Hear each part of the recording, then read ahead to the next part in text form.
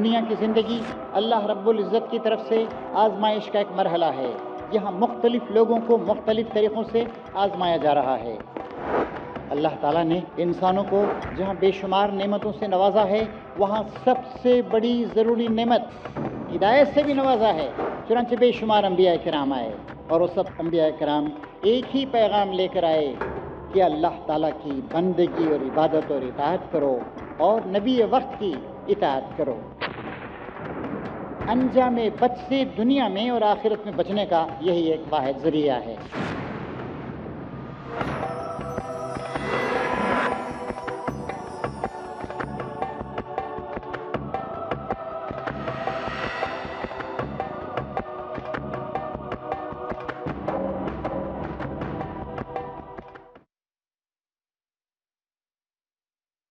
World without اسلام، Graham filler کی کتاب، آخر میں صفحہ 303 پہ کہتے ہیں کہ اگر دنیا کی وحشیانہ قوتیں اسلام کو نہیں روکیں تو اسلام جو ہے آج بھی دنیا میں پھر ایک انقلاب برپا کر سکتا ہے. محترم حاضرین، اسلام نے بہت کچھ دیا اور اسلام کا سرچشمہ اب بھی خشک نہیں ہوا ہے. آپ سے اور ہم سے دنیا سوال کرتی ہے، اللہ تعالیٰ کا دین سوال کرتا ہے کہ آپ اسی ورثے کے وارث ہیں. آپ کے پاس وہ اسلام ہے. آج اسلام کی دنیا کو ضرورت ہے. کون سی وادی میں ہے، کون سی منزل میں ہے، عشق بلا خیز کا قافل ہے سخت جاں. بے خبر تو جوہر آئین ایام ہے، تو زمانے میں خدا کا آخری پیغام ہے.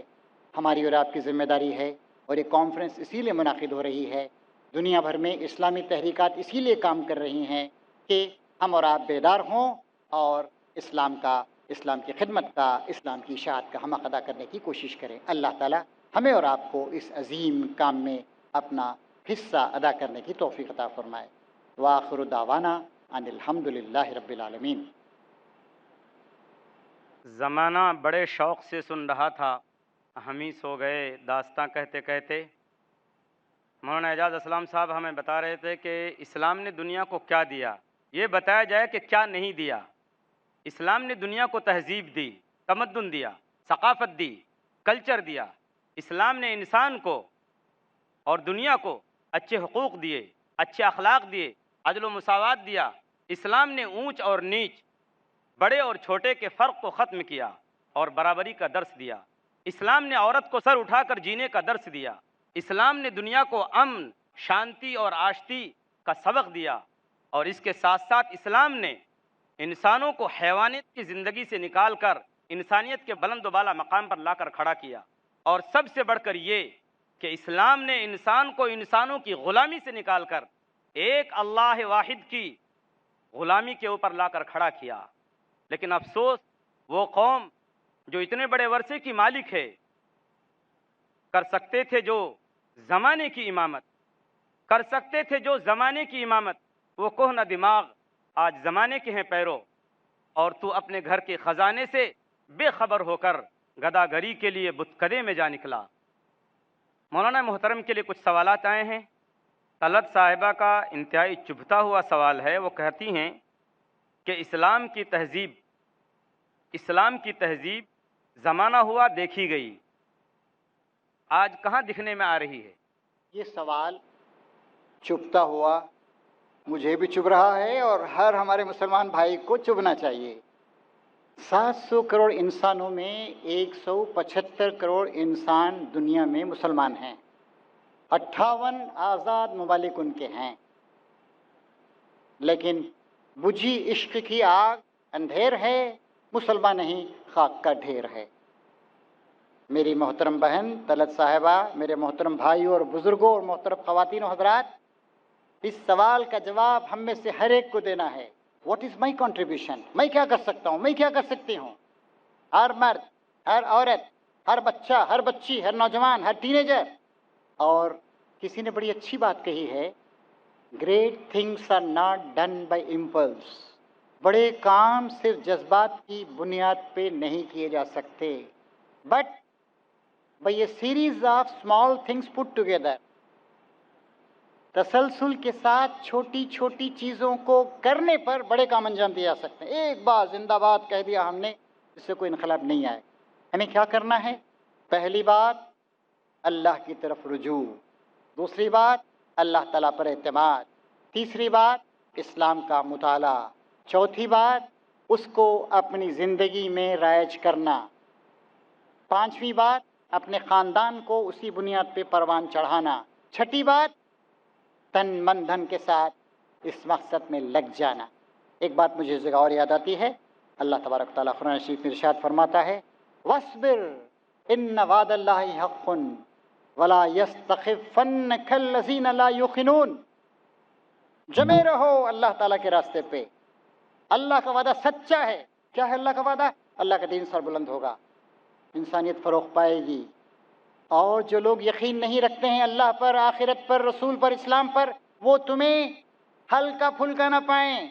عقائد میں تم کو ہلکا پھلکا نہیں ہونا چاہیے، اخلاق میں تم کو نچلے درجے کا نہیں ہونا چاہیے، تعلیم میں تم کو پیچھے نہیں رہنا چاہیے، معاشی قوت میں تمہیں پیچھے نہیں رہنا چاہیے، اپنے آپ کو آرگنائز کرنے میں پیچھے نہیں رہنا چاہیے۔ وَلَا يَسْتَخِفَّنَّكَ الَّذِينَ لَا يُوقِنُونَ، جو لوگ یقین نہیں رکھتے ہیں، یقین کی دولت سے محروم ہیں، وہ تمہیں ہلکا پھلکا بے وزن نہ محسوس کریں۔ یقین پیدا کرے غافل، یقین ہی اصل ایمان ہے۔ جی شگفتہ ماہر بہن ہے، ان کا سوال ہے کہ آج مغربی دنیا اسلامی تعلیمات کی بہت سی باتوں سے فائدہ اٹھا کر ترقی کر رہی ہے، مگر مسلمان اپنے روشن ماضی اور اسلامی تعلیمات سے بے بہرہ ہیں۔ اس لحاظ سے ان میں بیداری کے لیے ہم کیا کر سکتے ہیں؟ شگفتہ بہن کے سوال کا بھی وہی جواب ہے جو میں نے پچھلے سوال کے جواب میں عرض کیا تھا کہ کوئی بڑا کام صرف جذبات کی بنیاد پہ نہیں کیا جا سکتا ہے، ہمیں چھوٹے چھوٹے بہت سارے کام کرنے ہوں گے، مجھے بھی، شگفتہ بہن کو بھی، اور تمام بھائیوں اور بہنوں کو۔ وہ یہ کہ میری زندگی کا مقصد تیرے دین کی سرفرازی، میں اسی لیے مسلمان، میں اسی لیے نمازی، اور ان صلاتی و نسکی و محیایا و مماتی للہ رب العالمین، میری نماز، میری قربانی، میری زندگی اور میری موت اللہ رب العالمین کے لیے، لا شریک لہ، اس کا کوئی شریک نہیں، وبذالک امرت، اور اس نے مجھے اس بات کا حکم دیا ہے۔ کس بات کا؟ اپنی زندگی کو تناقض سے، منافقت سے، کمزوریوں سے، بد اخلاقیوں سے دور کر دوں، پاک کر دوں۔ وَأَنَا أَوَّلُ الْمُسْلِمِينَ، یہ بھی ہم میں سے ہر ایک شخص کے سوال کا جواب ہے، میں سب سے پہلا مسلم ہوں۔ وَأَنَا أَوَّلُ الْمُسْلِمِينَ، میں سب سے پہلے آگے بڑھ کر اسلام پہ عمل کروں گا، اسلام کو اپناؤں گا، اسلام کو اللہ کی امانت سمجھوں گا، اس کا حق ادا کروں گا۔ یہ اسپرٹ اگر ہماری بہت بڑی تعداد میں اگر آ گئی، انشاءاللہ اسلام کامیاب ہوگا، اسلامی تہذیب دوبارہ دنیا کی نجات کا سامان فراہم کرے گی۔ مقصود شیخ صاحب کا سوال ہے کہ اسلام تیزی سے پھیلا ضرور، لیکن پھر تھم کیوں گیا؟ اس سے پہلے بات اپنی تقریر میں بھی عرض کی تھی، اللہ تعالیٰ کے نبی جب تشریف لاتے ہیں، اللہ کا کلام جب اترتا ہے تو وہ انسان کی نفسیات کے مطابق ہوتا ہے، فطرت کے مطابق ہوتا ہے۔ اللہ تعالیٰ کہتا ہے فطرت اللہ التی فطر الناس علیہا، اللہ تعالیٰ کا پیغام اس فطرت کی بنیاد پر ہے جس پر اللہ نے انسانوں کو پیدا کیا ہے۔ اس کی ایک مثال، ایک تالا ہے، تالا صرف اسی کی چابی سے کھلے گا۔ کوئی آپ کمپیوٹر لائیں یا کوئی اور لائیں، گھڑی لائیں، اس سے تالا، اس کی جو مخصوص چابی اس سے کھلے گا۔ انسان کی فطرت اور اسلام تالے اور چابی کی طرح ہے۔ تو لیکن اگر آپ دوسری چابیاں لائیں، یا آپ گھڑی سے کھول لیں، یا آپ لاؤڈ اسپیکر سے کھولنے کی کوشش کریں، جب سے کوشش کریں، نہیں کھلے گا تالا۔ تو ضرورت اس بات کی ہے کہ اس اسلام کو ہم امپلیمنٹ کریں، اسلام پر ہم عمل کریں۔ آپ عمل کریں گے تو والذین جاہدوا فینا لنہدینہم سبلنا، جو لوگ ہمارے راستے میں کوشش کرتے ہیں، اپنے راہوں پہ انہیں چلاتے ہیں، اللہ تعالیٰ مدد کرے گا۔ اور آج جو لوگ اسلام کی حقیقت کو سمجھ رہے ہیں، عمل کر رہے ہیں، انہی کی وجہ سے آج دنیا میں اسلام کا اجالا پھیل رہا ہے۔ مغرب میں بھی بہت سارے لوگ، مردوں سے زیادہ عورتیں، اس بات کو محسوس کر رہے ہیں اور اسلام کے ہاتھوں میں اپنا ہاتھ دے رہے ہیں۔ عبد الباری شفیق سلفی فضیلت کیا انہوں نے، ان کا سوال ہے، پیشے سے مدرس ہیں، کہ اسلام بر صغیر میں کب، کیسے اور کس کے ذریعے پہنچا؟ تشفی بخش جواب دیں۔ برادر مکرم سلفی صاحب، میں نے تقریر میں ایک بات کہی تھی کہ ایک آدمی اگر جاننے کی کوشش کرے کہ کب اس کو نیند آئے گی، مشکل ہے۔ نبی کریم صلی اللہ علیہ وسلم کے زمانے میں ہی عربوں کے تجارتی تعلقات ہندوستان کے مغربی ساحل تھانے سے لے کر تقریباً بالکل کیرلا کے جنوب تک تجارتی تعلقات تھے. چنانچہ اس طرح کے بہت سارے تاریخی ثبوت ملے ہیں کہ کیرلا میں نبی کریم صلی اللہ علیہ وسلم کے زمانے میں ہی اسلام آ گیا تھا. چیرومان نام کا وہاں پر ایک راجا تھا، اس نے شق قمر کا معجزہ بھی دیکھا تھا اور اس کے بعد بھی لوگ آتے جاتے تھے وہاں پر. تو تاریخی لحاظ سے ایگزیکٹ بتانا تو میرا اتنا اچھا علم نہیں بتا سکتا ہوں، لیکن کیرلا کے ساحلوں پر آیا. بلکہ اس طرح کی ایک روایت بھی ہے کہ تھانے جو ہیں یہاں پر تھانے کریک وغیرہ کا معاملہ ہوگا، وہاں پر بھی اسلام آیا تھا. اور پھر تاریخی لحاظ سے 711 عیسوی میں جب محمد بن قاسم جو حجاج کے داماد تھے، بنو امیہ کے ایک فوجی تھے، وہ اس وقت کچھ تحفے لے کر سری لنکا کا ایک جہاز دربار خلافت میں جا رہا تھا. ڈاکو نے دیبل جو کراچی کے قریب ایک بندرگاہ ہے وہاں پر اس پہ حملہ کیا گیا اور خلیفہ نے اس کا تاوان مانگا لیکن بادشاہ نے انکار کیا. تو اس کے بعد محمد بن قاسم یہاں پر آئے تھے. وہ تو ایک بہانہ تھا، ورنہ مقصد یہ تھا کہ شمالی ہندوستان میں بھی اس کے بعد ملتان وغیرہ میں اسلام آیا. اس طریقے سے اسلام پھر آہستہ آہستہ پھیلنے لگا.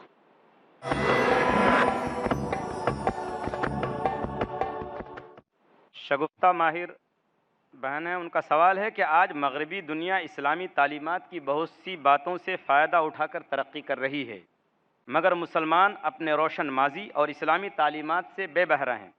اس لحاظ سے ان میں بیداری کے لیے ہم کیا کر سکتے ہیں؟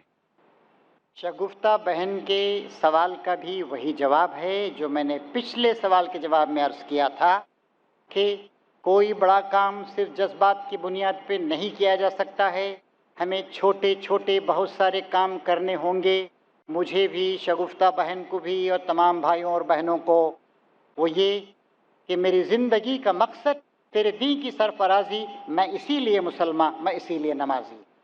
اور ان صلاتی و نسکی و محیای و مماتی للہ رب العالمین، میری نماز، میری قربانی، میری زندگی اور میری موت اللہ رب العالمین کے لیے.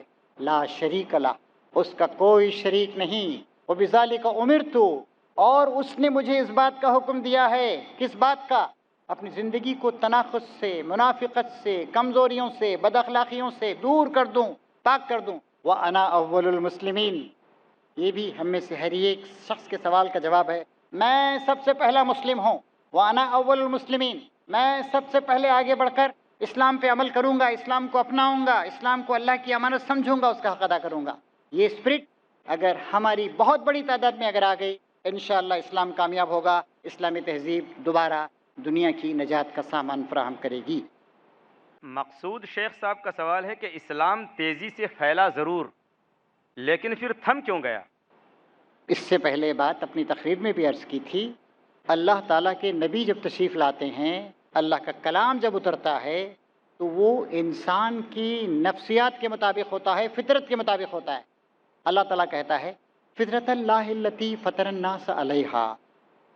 اللہ تعالیٰ کا پیغام اس فطرت کی بنیاد پر ہے جس پر اللہ نے انسانوں کو پیدا کیا ہے. اس کی ایک مثال ایک تالا ہے. تالا صرف اسی کی چابی سے کھلے گا. کوئی آپ کمپیوٹر لائیں یا کوئی اور لائیں، گھڑی لائیں، اس سے تالا، اس کی جو مخصوص چابی اس سے کھلے گا. انسان کی فطرت اور اسلام تالے و چابی کی طرح ہے. تو لیکن اگر آپ دوسری چابیاں لائیں یا آپ گھڑی سے کھول لیں یا آپ لاؤڈ اسپیکر سے کھولنے کی کوشش کریں، جبھی جب سے کوشش کریں، نہیں کھلے گا تالا. تو ضرورت اس بات کی ہے کہ اس اسلام کو ہم امپلیمنٹ کریں، اسلام پر ہم عمل کریں. آپ عمل کریں گے تو والذین جاہدوا فینا لنہدینہم سبلنا، جو لوگ ہمارے راستے میں کوشش کرتے ہیں، اپنی راہوں پہ انہیں چلاتے ہیں، اللہ تعالیٰ مدد کرے گا. اور آج جو لوگ اسلام کی حقیقت کو سمجھ رہے ہیں، عمل کر رہے ہیں، انہی کی وجہ سے آج دنیا میں اسلام کا اجالا پھیل رہا ہے. مغرب میں بھی بہت سارے لوگ، مردوں سے زیادہ عورتیں اس بات کو محسوس کر رہے ہیں اور اسلام کے ہاتھوں میں اپنا ہاتھ دے رہے ہیں. عبد الباری شفیق سلفی فضیلت کیا انہوں نے، ان کا سوال ہے، پیشے سے مدرس ہیں، کہ اسلام بر صغیر میں کب، کیسے اور کس کے ذریعے پہنچا؟ تشفی بخش جواب دیں. برادر مکرم سلفی صاحب، میں نے تقریر میں ایک بات کہی تھی کہ ایک آدمی اگر یہ جاننے کی کوشش کرے کہ کب اس کو نیند آئے گی، مشکل ہے۔ نبی کریم صلی اللہ علیہ وسلم کے زمانے میں ہی عربوں کے تجارتی تعلقات ہندوستان کے مغربی ساحل تھانے سے لے کر تقریباً بالکل کیرلا کے جنوب تک تجارتی تعلقات تھے۔ چنانچہ اس طرح کے بہت سارے تاریخی ثبوت ملے ہیں کہ کیرلا میں نبی کریم صلی اللہ علیہ وسلم کے زمانے میں ہی اسلام آ گیا تھا۔ چیرومان نام کا وہاں پر ایک راجہ تھا، اس نے شق قمر کا معجزہ بھی دیکھا تھا، اور اس کے بعد بھی لوگ آتے جاتے تھے وہاں پر۔ تو تاریخی لحاظ سے ایگزیکٹ بتانا تو میرا اتنا اچھا علم نہیں بتا سکتا ہوں، لیکن کیرلا کے ساحلوں پر آیا۔ بلکہ اس طرح کی ایک روایت بھی ہے کہ تھانے جو ہیں یہاں پر تھانے کریک وغیرہ کا معاملہ ہوگا، وہاں پر بھی اسلام آیا تھا۔ اور پھر تاریخی لحاظ سے 711 عیسوی میں جب محمد بن قاسم جو حجاج کے داماد تھے، بنو امیہ کے ایک فوجی تھے، وہ اس وقت کچھ تحفے لے کر سری لنکا کا ایک جہاز دربار خلافت میں جا رہا تھا۔ ڈاکو نے دیبل جو کراچی کے قریب ایک بندرگاہ ہے، وہاں پر اس پہ حملہ کیا گیا اور خلیفہ نے اس کا تاوان مانگا، لیکن بادشاہ نے انکار کیا۔ تو اس کے بعد محمد بن قاسم یہاں پر آئے تھے۔ وہ تو ایک بہانہ تھا، ورنہ مقصد یہ تھا کہ شمالی ہندوستان میں بھی اس کے بعد ملتان وغیرہ میں اسلام آیا۔ اس طریقے سے اسلام پھر آہستہ آہستہ پھیلنے لگا۔ شعیب انصاری گریجویٹ ہیں، ان کا سوال انگلش میں ہے، میں اردو میں پڑھ کے سناتا ہوں کہ اسلام سب سے بہترین مذہب ہے اور مسلمان سب سے بدتر قوم، جیسا کہ جارج برنارڈ شاہ نے کہا، تو ہم مسلمانوں کو بہتر مسلمان کیسے بنا سکتے ہیں؟ جس قول کی طرف برادرم شعیب انصاری صاحب نے اشارہ کیا ہے وہ جارج برنارڈ شاہ کا نہیں ہے، بلکہ 1910 وغیرہ میں یعنی 20ویں صدی کے آغاز میں مصر کے ایک دانشور فرانس، برطانیہ وغیرہ گئے تھے۔ انہوں نے آ کر یہ کہا تھا کہ میں نے وہاں پر اسلام کو نہیں دیکھا لیکن مسلمانوں کو دیکھا، اور مصر میں میں مسلمانوں کو دیکھتا ہوں، اسلام کو نہیں دیکھتا ہوں۔ ایک خاص انداز سے، ادبی انداز سے ان مصری دانشور نے بات پیش کی کہ ہم نام کے مسلمان ہیں، اسلام پر عمل نہیں کر رہے ہیں۔ تو آپ کو جو سوال ہے کہ ایسا کیوں ہے، اسے کیا کیا جائے، اس کا بھی وہی جواب، عمل سے زندگی بنتی ہے، جنت بھی جہنم بھی، یہ خاکی اپنی فطرت میں نہ نوری ہے نہ ناری ہے۔ ویسے برادرم شعیب صاحب، اللہ تعالیٰ کا شکر ہے کہ تبدیلی کی ہوائیں چل رہی ہیں، مسلمان سنبھل رہے ہیں، مسلمان سدھر رہے ہیں، مسلم نوجوانوں میں شعور پیدا ہو رہا ہے، مغرب کی آنکھیں کھل رہی ہیں، تعصب کی پٹی جو بندھی ہوئی تھی وہ ہٹ رہی ہے، اسلام کا اجالا لوگوں کو نظر آ رہا ہے۔ ابھی میں نے آپ کے سامنے گراہم فلر کی تحریر اپنی تقریر کے آخر میں پیش کی، وہ کہتا ہے اسلام کے اندر ایک ایسی قوت ہے جو ثقافتی بھی ہے، جو سماجی بھی ہے، جو فکری اور نظریاتی بھی ہے۔ مغرب کی بہت ساری قوتیں آپس میں برسر پیکار ہیں، اور وہ کیا چاہتی ہیں؟ وہ چاہتی ہیں کہ ان کو اقتدار ملے، وہ چاہتی ہیں کہ ان کو مسلمانوں کا آئل تیل مل جائے، اور وہ چاہتی ہیں کہ ان کے بیسس مسلم ملکوں میں ہوں۔ اگر ان لوگوں نے، اور وہ کہتا ہے کہ بروٹل جیو پولیٹیکل انٹرونشن، وحشیانہ جو مداخلت کر رہے ہیں مسلم ممالک میں، اگر وہ نہیں کریں، اسلام کو پنپنے کا موقع دیں، تو انشاءاللہ اسلام آگے بڑھے گا۔ خیر، یہ ان کا جو فرض ہے وہ اہل سیاست جانے، میرا پیغام محبت ہے جہاں تک پہنچے۔ وہ کچھ لوگ اچھے ہوں گے، درست ہوں گے، لیکن ہم جہاں بھی رہ رہے ہیں مسلمان، ہمیں اسلام سے وابستہ ہونا چاہیے، اسلام پر عمل کرنا چاہیے، انشاءاللہ اس کا فائدہ ہوگا۔ مدیحہ ایک طالب علم ہیں، ان کا سوال یہ ہے کہ ہم انفرادی طور پر ایک منظم طریقے سے کس طرح اسلام کے لیے وہ کام کر سکتے ہیں جو صحابہ کرام نے کیا؟ اس کا بھی وہی جواب ہے، ہم چاہتے ہیں کہ فوراً کچھ کام ہو جائے، انقلاب اچانک آ جائے، انقلاب اچانک نہیں آتا ہے۔ یہ تو نبی کریم صلی اللہ علیہ وسلم کی عظمت تھی کہ 23 سال کے اندر اندر آپ نے ایک ایسا انقلاب برپا کر دیا، اور انقلاب کے لیے ایسی مضبوط بنیادیں آپ نے فراہم کر دیں کہ اسلام کا قافلہ نہ رکا ہے نہ رکے گا۔ لیکن ہمیں کام کرنا ہوگا، مسلسل کام کرنا ہوگا، اپنی تعلیمی حالت کو، اپنی معاشی حالت کو، اپنی سیاسی حالت کو اور ہمارے اندر جو جھگڑے ہیں، کشمکش ہے، ہمارے اندر گروہ بندیاں ہیں، ہم مسلک کو اسلام پہ ترجیح دیتے ہیں، ہم اپنی جماعت کو دوسروں جماعتوں پر ترجیح دیتے ہیں. نہیں، ہم سب کے سب اللہ کے بندے، اللہ کے رسول کے پیرو اور اسلام کے ترجمان. ہمارے اندر ادارتا، رواداری، براڈ مائنڈڈنس، وسیع المشربی آنی چاہیے. ٹھیک ہے، ایک شخص دعویٰ کر سکتا ہے کہ میرا طریقہ بہتر ہے، لیکن سب کو ساتھ لے کے چلیں. اگر ہم نے ایسا کیا تو میں اکیلا ہی چلا تھا جانب منزل، مگر لوگ ساتھ آتے گئے، کارواں بنتا گیا. انشاءاللہ یہ کیفیت پیدا ہوگی. دانش خان BE میکینیکل انجینئر ہیں. ان کا سوال یہ ہے کہ اسلام نے ہندوستان کو کیا کیا دیا؟ کیا ہند کا ذکر کوئی ذکر قرآن و حدیث میں ہے؟ ضروری نہیں ہے کہ ہر ایک ملک کا ذکر قرآن مجید میں ہو. اللہ تعالیٰ نے قرآن مجید میں 25 انبیاء کرام کا ذکر کیا ہے جن کا نام آیا ہے. نبی کریم صلی اللہ علیہ وسلم کا نام صرف 4 ہی بار آیا ہے. موسیٰ علیہ السلام کا نام سب سے زیادہ ہے، اس کے بعد ابراہیم علیہ السلام کا نام. تو قرآن مجید کوئی ایسا کمپینڈیم نہیں ہے جس میں سارے انبیاء کرام کے ہزاروں لاکھوں انبیاء کرام کے نام دے دیے جائیں. ہندوستان کا ذکر آنا ضروری نہیں ہے. دوسرے آپ کا سوال کا جز یہ ہے کہ ہندوستان کو اسلام نے کیا دیا. ہندوستان کو ہندوستان ہونے کا تصور اور اس کی عظمت دی. ہندوستان مختلف چھوٹے چھوٹے ٹکڑوں میں بٹا ہوا تھا، مسلمانوں نے اس کو متحد کیا، کنسولیڈیٹ کیا. یہاں پر توحید کا تصور ختم ہو گیا تھا، توحید کے تصور کو دوبارہ جگایا. اب دیکھیے ہندوستان، پاکستان، بنگلہ دیش، گویا یوں مان لیجیے کہ ایک ملک ہے. یہ بر صغیر، دی سب کانٹیننٹ، چھوٹا بر اعظم ہے. ہندوستان کی آبادی اس وقت 121 کروڑ ہے، پاکستان کی 18 کروڑ ہے، بنگلہ دیش کی 15 کروڑ، تقریباً 155 کروڑ کے قریب آبادی. اس پوری آبادی میں اگر آپ کیلکولیٹ کریں، 1/3 آبادی، 35% آبادی تقریباً مسلمانوں پر مشتمل.